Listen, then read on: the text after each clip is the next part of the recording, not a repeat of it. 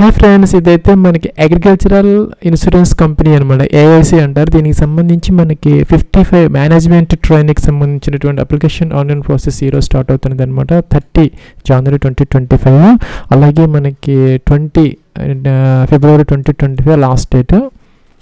Friends, ఇంకా వేకెన్సీకి సంబంధించి information technology డిసిప్లైన్లో ఒక 20 వేకెన్సీస్ దాకా ఉన్నాయి. అలాగే జర్నలిస్ట్లో ఒక 30 ఉన్నాయి. అలాగే యాక్చువరియల్లో ఒక 5 ఉన్నాయి. టోటల్గా 55 వేకెన్సీస్ అయితే ఉన్నాయి. అన్ని కేటగిరీస్లో మనకి వేకెన్సీస్ అయితే ఉన్నాయి అనమాట. ఓబీసీ, ఎస్సీ, ఎస్టీ, ఈడబ్ల్యూఎస్, అలాగే యూఆర్. ఫ్రెండ్స్, ఇంకా ఈ వేకెన్సీస్కి సంబంధించి 1 సంవత్సరం పాటు అయితే ట్రైనింగ్ అయితే ఇవ్వడం జరుగుతుంది. తర్వాత మేనేజ్మెంట్ ట్రైనింగ్ కింద అయితే మీకు 90,000 రూపీస్ అప్రాక్సిమేట్గా అయితే శాలరీస్ వచ్చే అవకాశాలు అయితే ఉన్నాయన్నమాట. ఇంకా కూడా మనకి ఎడ్యుకేషన్ క్వాలిఫికేషన్కి సంబంధించి జర్నలిస్ట్కి సంబంధించి గ్రాడ్యుయేషన్ 60% ఉంటే సరిపోతుంది అనమాట. అలాగే ఎస్సీ, ఎస్టీ, పీడబ్ల్యూడీ క్యాండిడేట్స్కి అయితే కనుక 55% కావాలి. మిగతా వాళ్ళకి 60% ఉంటే సరిపోతుంది అనమాట. ఇంకా యాక్చువల్కి సంబంధించి కూడా మనకి బ్యాచిలర్స్ డిగ్రీ లేదంటే మాస్టర్స్ డిగ్రీ అయితే కావాలి. స్టాటిస్టిక్స్లో కానీ, మ్యాథమెటిక్స్లో కానీ, ఇంకా కూడా యాక్చురియల్ సైన్సెస్లో కానీ, ఇంకా ఎకనామిక్స్లో కానీ, దానికి రిలేటెడ్ బ్రాంచెస్లో అనమాట. అలాగే ఐటీకి సంబంధించి కూడా బీఈ, బీటెక్ లేదంటే ఎంఈ, ఎంటెక్ లేదంటే ఎంసీఏ చేసినా కూడా ఎలిజిబుల్ అయితే అవుతారు. అయితే 60% మార్క్స్ అయితే ఉండాలన్నమాట జనరల్ క్యాండిడేట్స్కి. అలాగే ఎస్సీ, ఎస్టీ, పీడబ్ల్యూడీ క్యాండిడేట్స్కి అయితే 55% అయితే మనకి సరిపోతుంది. ఫ్రెండ్స్, ఇంకా ఏజ్ లిమిట్కి సంబంధించి 21 to 30 ఇయర్స్ అనమాట. అదైతే మనం 1 డిసెంబర్ 2024కి అయితే చెక్ చేసుకోవాలి. 2 డిసెంబర్ 1994, 1 డిసెంబర్ 2003కి మధ్య కనుక మీ యొక్క డిఓబి ఉంటే దీనికి మీరు ఎలిజిబుల్ అయితే అవుతారనమాట. దానికి అదనంగా ఎస్సీ, ఎస్టీ వాళ్ళకి 5 ఇయర్స్ అంటే 35 ఇయర్స్ అనమాట. OBC, NCL non creamy లేయర్కి 3 years relaxation అయితే వస్తుంది. అంటే 33 సంవత్సరాల దాకా వాళ్ళు అప్లై చేసుకోవచ్చు. అలాగే పీడబ్ల్యూడీ క్యాండిడేట్స్ కూడా కొన్ని వేకెన్సీస్ అయితే ఉన్నాయన్నమాట. వాళ్ళైతే 40 ఇయర్స్ వరకు కూడాను అప్లై అయితే చేసుకోవచ్చు. ప్లస్ ఇక దీనికి సంబంధించి సిబిటి ఎగ్జామ్ అయితే కండక్ట్ చేయడం జరుగుతుంది అనమాట. ఇక్కడ మనకి ప్యాటర్న్ అయితే ఇవ్వడం జరిగింది. ఐటీకి అలాగే జర్నలిస్ట్కి సంబంధించినటువంటి సెపరేట్ ఎగ్జామ్ ప్యాటర్న్ అయితే ఇక్కడ మనకి ఇవ్వడం జరిగింది. తర్వాత మన ఇంటర్వ్యూస్ అయితే కండక్ట్ చేస్తారనమాట.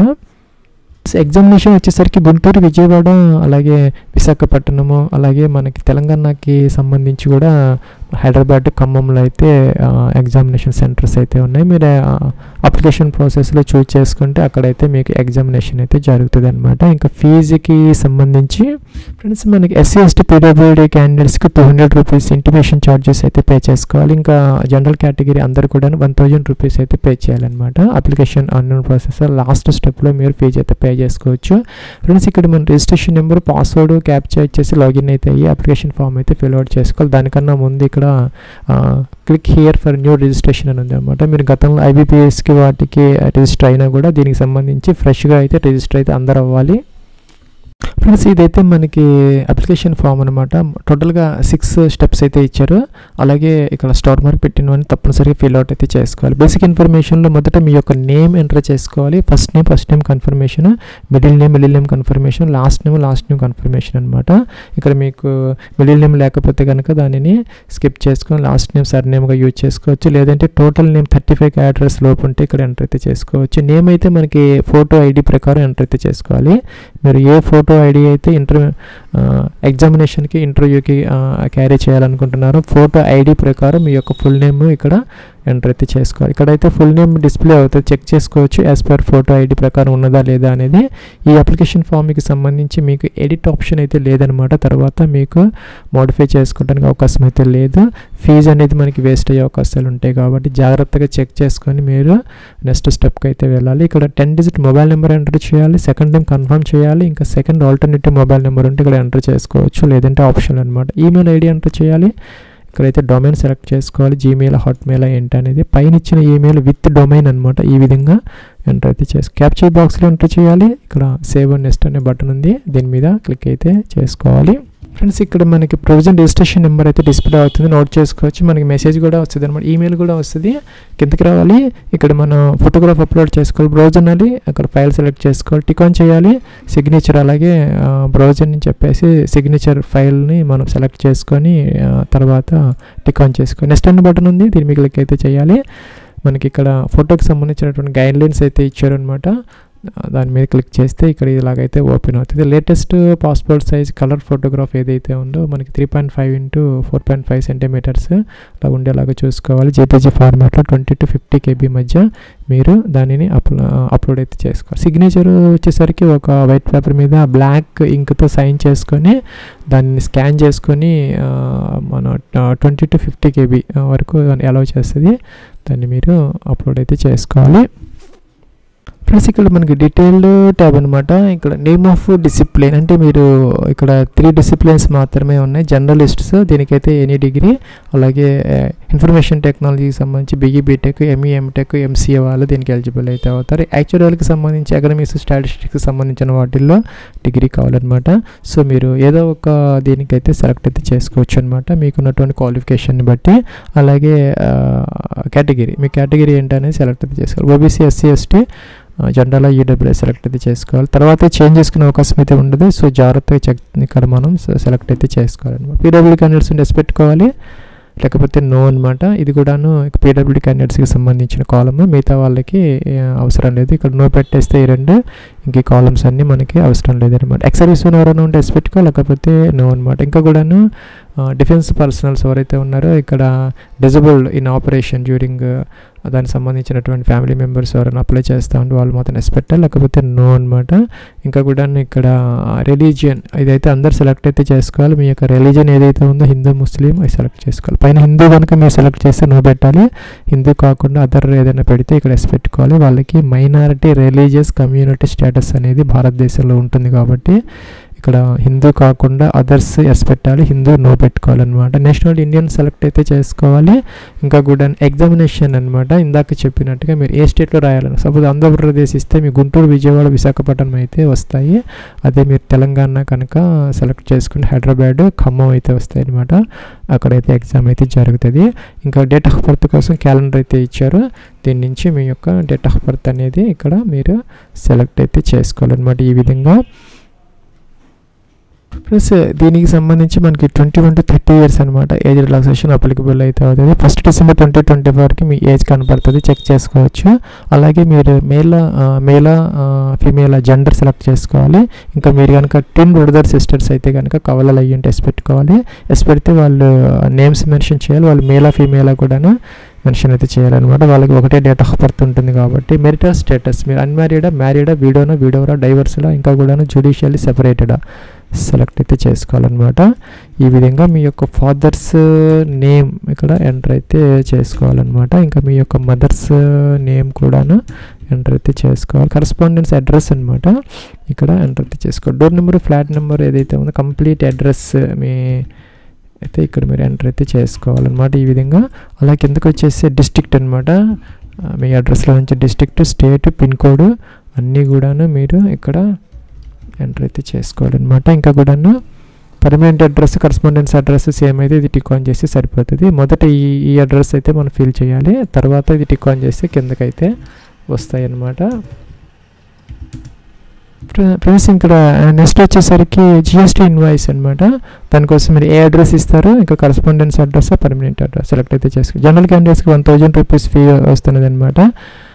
అదైతే మీరు లాస్ట్ స్టెప్లో అయితే పే చేసుకోవచ్చు. మీరన్ వాళ్ళకి అయితే ఇంటిమేషన్ ఛార్జెస్ కింద వాళ్ళ మాత్రం ఫీజు అయితే పే చేయాలి.